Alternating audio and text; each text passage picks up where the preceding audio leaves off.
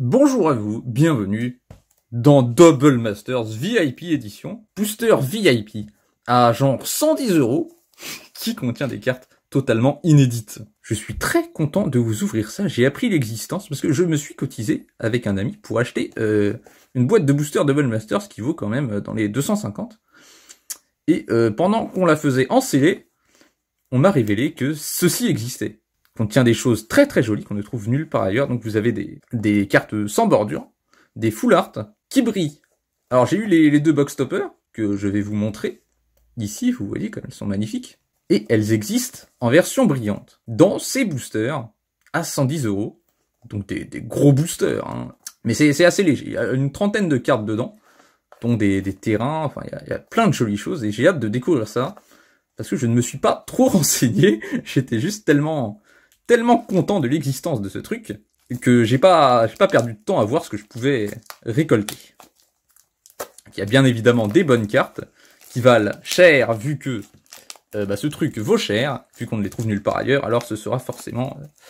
En fait, le prix est facilement amorti. Hein. Vous voyez que même la boîte est brillante. Oh là. Une boîte foil. C'est très très joli.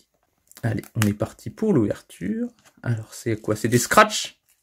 Non, même pas, c'est de la colle. Ouh là là. Je n'ai pas envie d'endommager cette jolie boîte. Mais j'ai l'impression que je n'ai pas le choix. C'est bon, j'ai démonté la boîte, c'est pas grave. Je suis sûr que ce n'est pas ce qui vaut cher là-dedans. Alors, ensuite... donc là, c'est les cartes. Déjà, tout est brillant, j'espère. Et on a autre chose, ou c'est juste un truc pour tenir... Ouch! Donner un bon coup dans le micro. Tends ta gueule, le micro. Ça t'apprendra. Et ça, eh ben, c'est juste un petit cale-carte, vous voyez. Vous pouvez vous en servir comme ça. Et ça peut leur servir de toboggan. Hop. Ça marche pas très bien. Un toboggan qui ne fonctionne pas très bien. Je suis un peu déçu. Est-ce que je peux le démonter, ce truc? Il faut enlever les côtés comme ça. Et on obtient un joli patron. Et bah j'ai été content de faire cette ouverture. Ah non, il y a des cartes aussi. On voit déjà ici un jeton foil de golem. J'avoue que c'est pas génial, hein. Et ici un Remember the Fallen. Donc une carte commune qui brille. Le paquet ne nous révèle pas grand chose pour l'instant. Donc je sais pas par quel côté je dois commencer. Je suppose que comme pour les boosters Magic, c'est à la fin que l'on retrouve le jeton. Donc je vais plutôt l'ouvrir comme ça. En plus le jeton il est à deux côtés, vous voyez. On peut déjà le révéler. On a un Thopter. Très joli, donc c'est très joli foil. J'ai remarqué que cette extension avait de très belles cartes brillantes. D'habitude je trouve les cartes brillantes Magic un peu faibles. Parfois on a même du mal à voir qu'elles sont brillantes. Mais dans cette extension, c'est autre chose. Donc Double Master, si vous connaissez pas, c'est une extension qui vaut du coup plus cher que les autres, qui n'est pas valable en standard, pour la plupart des cartes, et où tout est double. Donc vous avez 2 rares par booster, et 2 brillantes par booster. C'est pour ça que ça vaut plus cher. Et les cartes dedans sont des rééditions de cartes qui valent plutôt cher. Donc ici on a Remember the Fallen, une belle foil, le Goblin Gaveler, encore une commune.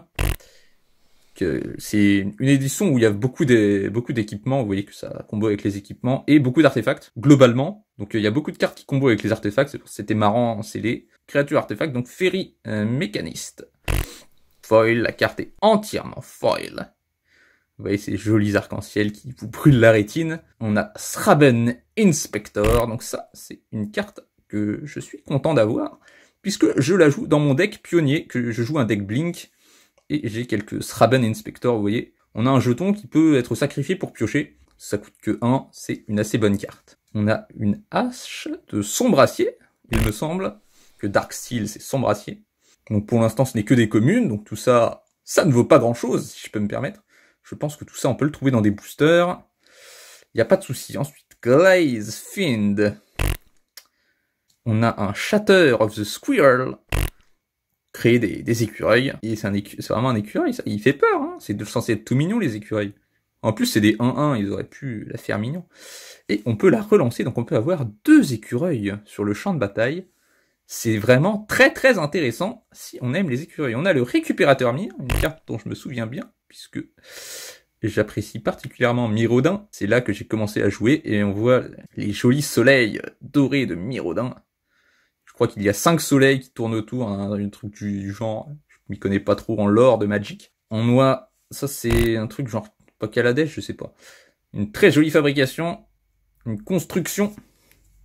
On a Crop Rotation. Alors là, on arrive dans les Zonko, des cartes modérément rares, très jolies. Ça a l'air assez puissant comme carte. On sacrifie un land, on va chercher un land. Ouais, c'est pratique, c'est gratuit en fait, hein, vu qu'il arrive d'étape. On paye une forêt, on sacrifie la forêt avec laquelle on vient de payer, on met un autre terrain. Donc ouais, c'est chouette. Oval Chase, Daredevil. Oh, on a Daredevil. Oui, il y a eu une collaboration entre DC et Magic pour avoir cette carte. Tout le monde était sur le cul. Je plaisante. Avec c'est une femme, donc ce n'est pas réellement Daredevil. Et je suis sûr qu'elle voit très très bien. Donc c'est encore un truc qui compte avec les artefacts. Treasure Keeper, qui a un bon gros bloc de texte comme on les aime là, Magic. Très très chouette. Une carte très sombre, mais en foil quand même, on arrive à révéler un peu de lumière. On a Hinder, donc un contre bleu. Il peut renvoyer un sort en dessous de la bibliothèque, donc c'est assez puissant. Esperzoa, je ne connais pas du tout cette créature artefact. Au début de votre entretien, récupérez un artefact que vous contrôlez dans la main de son propriétaire. Ok, ça m'a l'air assez spécial comme carte. On a Drown in Sorrow. Toutes les créatures gagnent -2/-2 pour 3. Ok, c'est pas génial, mais genre de truc qui serait valable en standard, ça. Oh, très bien ça. On a le blindage crânien. Une très très bonne carte, ça. Je ne sais pas si c'est beaucoup joué, mais il me semble que l'avoir en foil, c'est pas mal, quoi, c'est pas mal. Enlarge, on est toujours dans les Unco, donc ça, +7/+7, et piétinement jusqu'à la fin du tour. Hein. Elle doit être bloquée ce tour-ci, pour 5, donc ça m'a l'air assez mauvais, mais je trouve que c'est assez joli quand même, les belles couleurs. Et là, on arrive dans les rares. On a la tempête ionique. Je crois que c'est ça le nom. Je me souviens l'avoir eu. Alors ça doit pas valoir très très cher ça. Je vous mets les prix pour les rares. Et peut-être même pour les Unco si elles valent quelque chose. C'est pas trop mal en fait. Hein. C'est pas trop mal l'effet. C'est peut-être un peu lent. 3 pour tout rouge. Mais ça doit quand même être utile à certaines personnes. On a... Oh, la forge de Sombracier. Les artefacts que vous contrôlez sont indestructibles. Ça, c'est pas mal. Ça coûte 9. Hein, c'est ce bon vieux Miraudin, ça. Il y a de très bonnes cartes dans Miraudin. Hein. Ça me surprendrait pas que ce soit joué, même si ça coûte 9, dans des decks Tron. Parce que cette extension reprend les 3 terrains de Tron, qui permettent à eux 3 d'avoir 7 mana incolores. C'est pour ça qu'on peut se permettre de jouer des trucs à des coups de mana totalement délirants, comme la forge de Sombracier. Donc je ne sais pas trop, mais je suis quand même content de l'avoir en foil. Parce que les artefacts en foil, eh ben, on les remarque bien, parce que ça brille bien sur le gris des artefacts. Vous voyez, c'est une très jolie carte, très belle couleur. Et on a la première full art.